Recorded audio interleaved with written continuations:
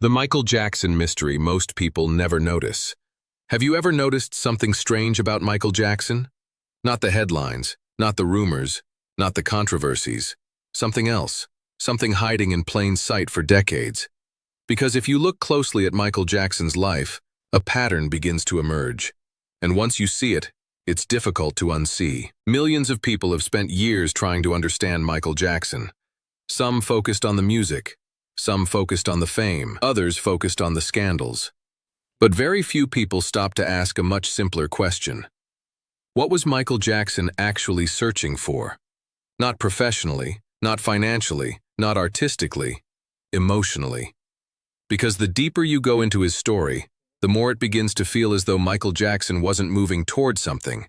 He was moving back toward something. And that may be the biggest mystery of all. Tonight, we're going to explore a theory that most people never notice. A theory that connects his childhood, his fame, his private world, and even some of the decisions that confused the public for years. Now, to be clear, this isn't a conspiracy theory. It's not a scandal, and it's not an accusation. It's something much more human than that.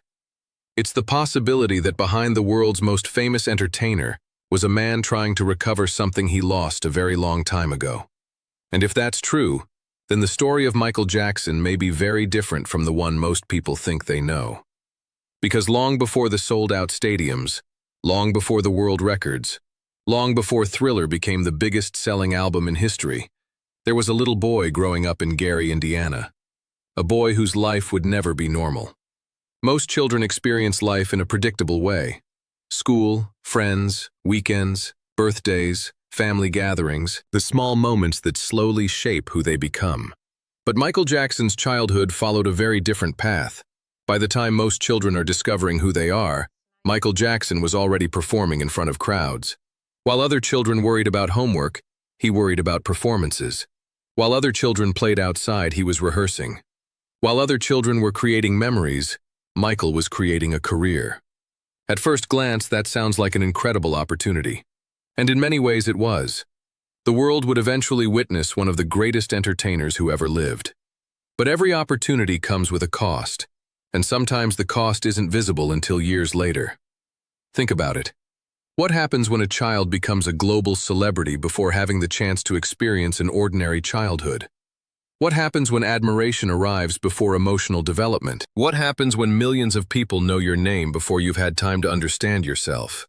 These are questions that rarely appear in documentaries, yet they may be the key to understanding Michael Jackson. Because throughout his life, there were moments that seemed to point in the same direction.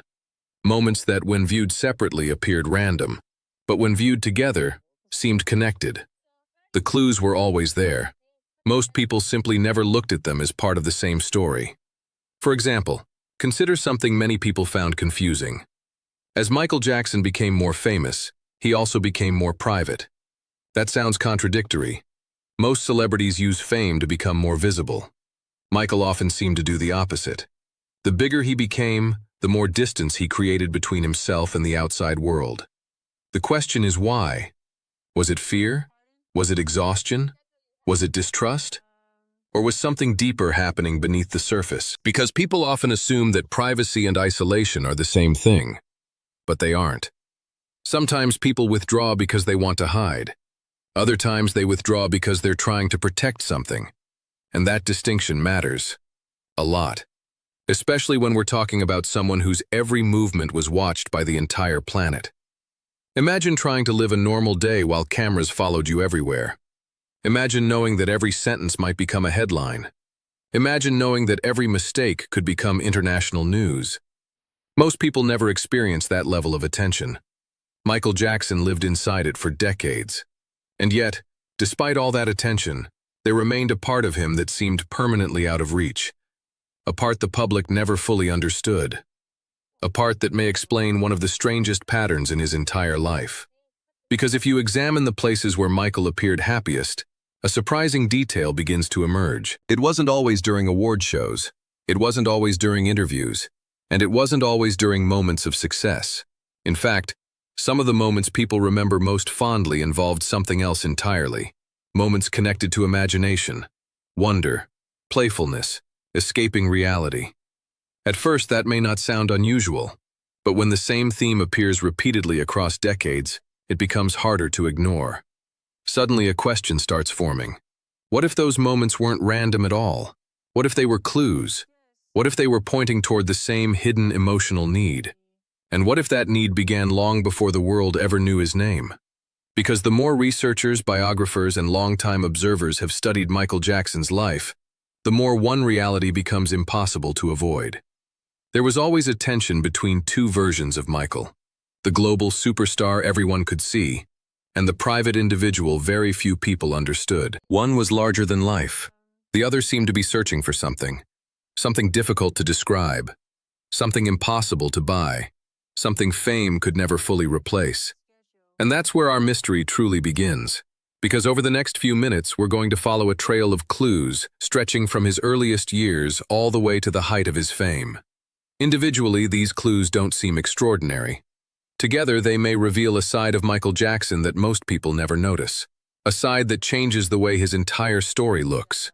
And the first clue takes us back to a question almost nobody asks. Not what Michael Jackson achieved, not what Michael Jackson owned, not what Michael Jackson became, but what Michael Jackson missed. Because sometimes the most important part of a person's story isn't what they gained, it's what they lost. And if that idea sounds simple now, wait until you see where it leads. The hidden pattern. If Michael Jackson's story were simply about fame, this mystery would already be solved. But it isn't, because the more closely you examine his life, the more a strange pattern begins to emerge. A pattern hiding beneath the headlines. A pattern that appears again and again. And strangely enough, it often shows up during moments when Michael seemed happiest. Let's start with something simple. Imagine that you had unlimited money, unlimited influence, unlimited access. What would you build? Most people would build something that reflected the future they wanted. Michael Jackson seemed fascinated by something different. He appeared drawn toward recreating a feeling from the past, and nowhere is that more obvious than Neverland. For years, the public argued about what Neverland represented. Some saw it as fantasy, some saw it as escapism, others saw it as eccentricity. But very few people asked an important question. Why did Neverland look the way it did? Think about it. If Michael simply wanted privacy, he could have built a secure mansion.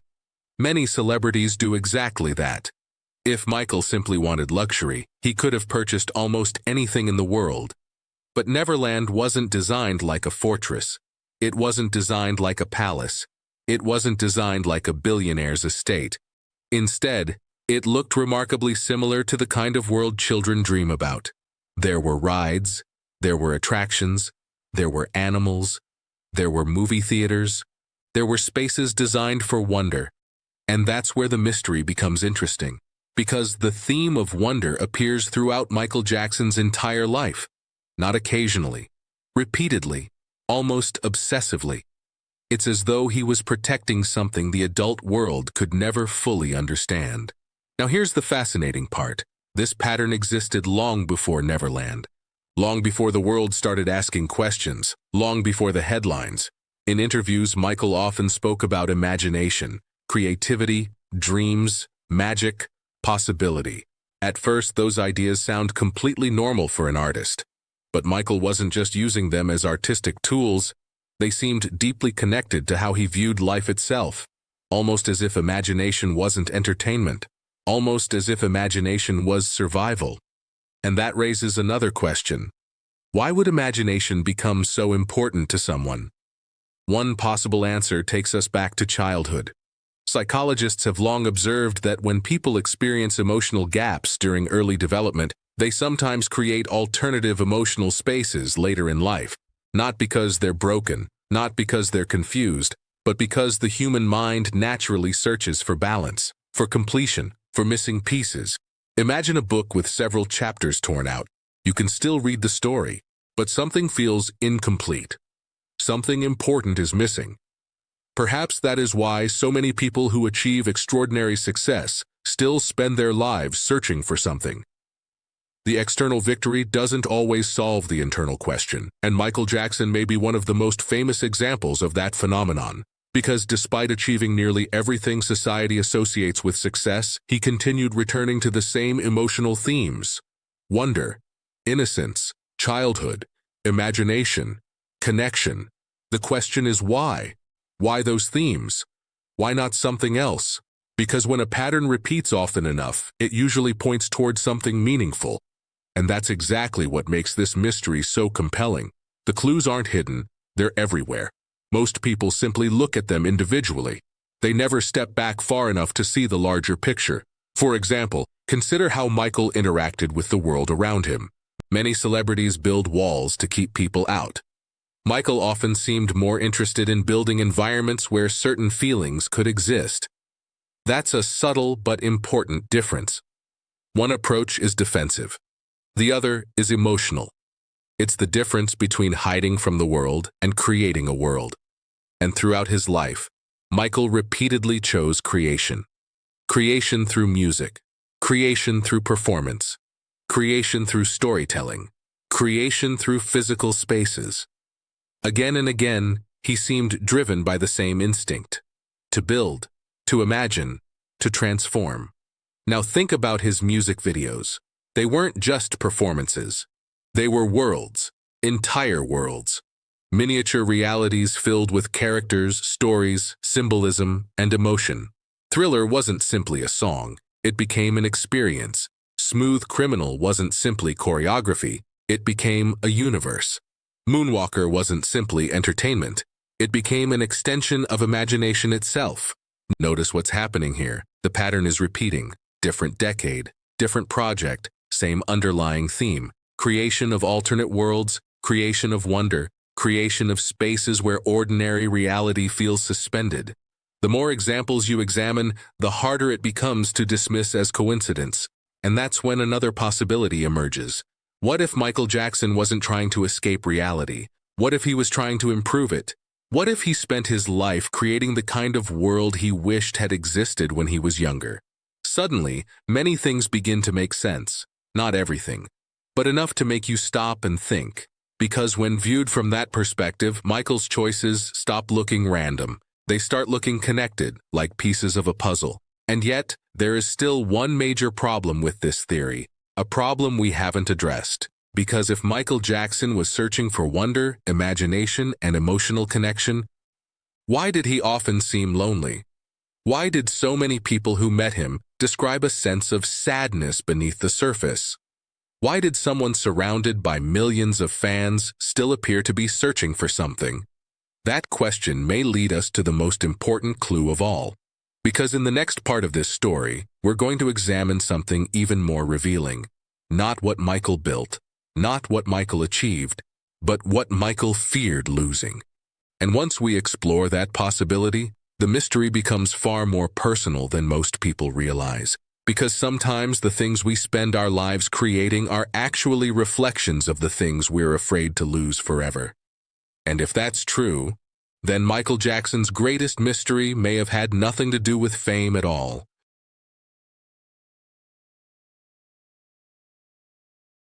The fear nobody talks about by this point, a pattern has started to emerge, a pattern connecting childhood, imagination, wonder, creation, and perhaps even Neverland itself. But none of that explains the most important question. If Michael Jackson spent his life creating beautiful worlds, why did he sometimes seem so lonely inside them? Because this is where the mystery changes. Up until now, we've been talking about what Michael built. Now we need to talk about what Michael may have been trying to protect. And to understand that, we need to look at something most people never consider.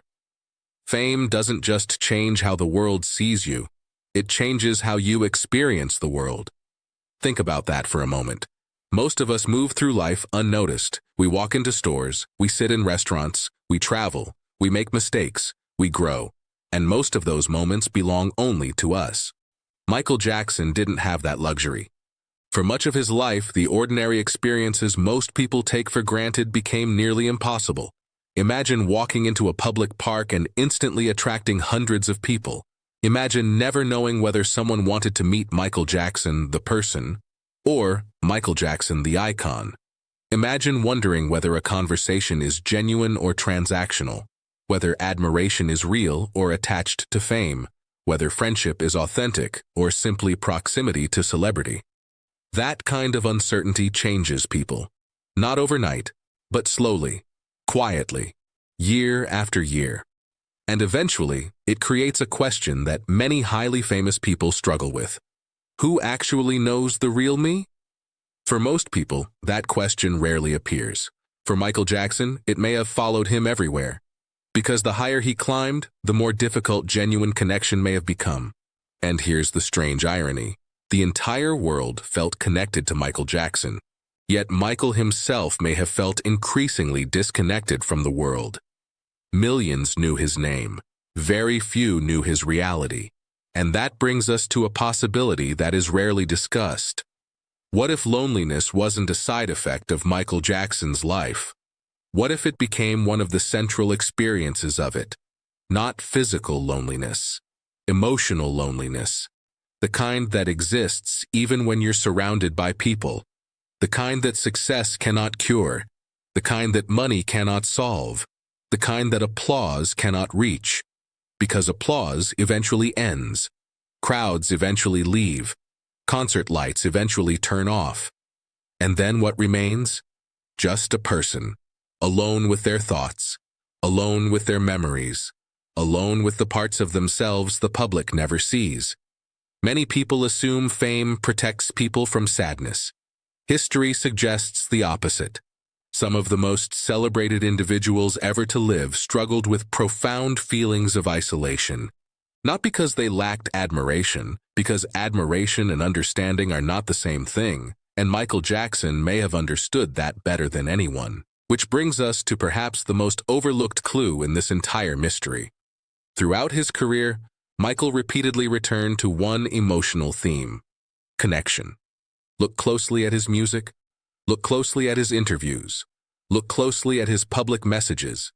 Again and again, the language is remarkably similar.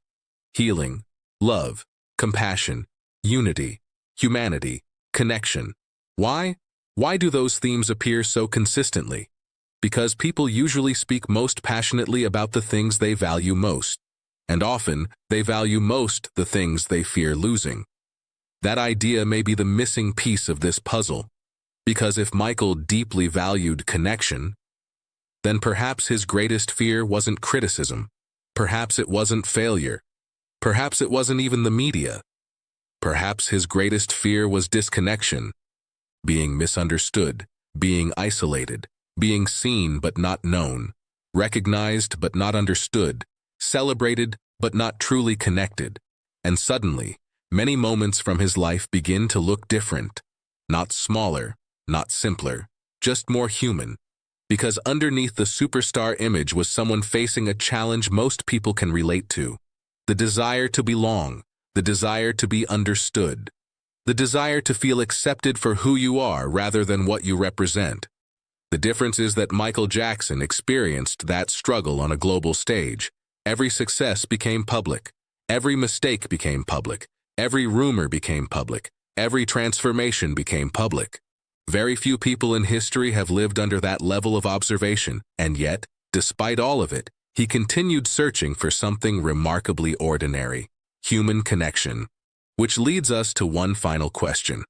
If Michael spent years trying to preserve wonder and years trying to maintain connection, what was he ultimately hoping to protect? Because the answer may reveal the true mystery. Not a mystery about fame, not a mystery about celebrity, but a mystery about identity itself. You see, there are moments in life when people become trapped inside the stories others create about them. And the bigger the public image becomes, the harder it becomes to protect the private self underneath. Michael Jackson wasn't just carrying expectations. He was carrying myths, rumors, assumptions, narratives, stories written by millions of people who had never met him. And perhaps that is why this mystery matters. Because the real question isn't whether Michael Jackson changed over time. Of course he did. Everyone does. The real question is whether he was able to remain himself while the entire world tried to define him.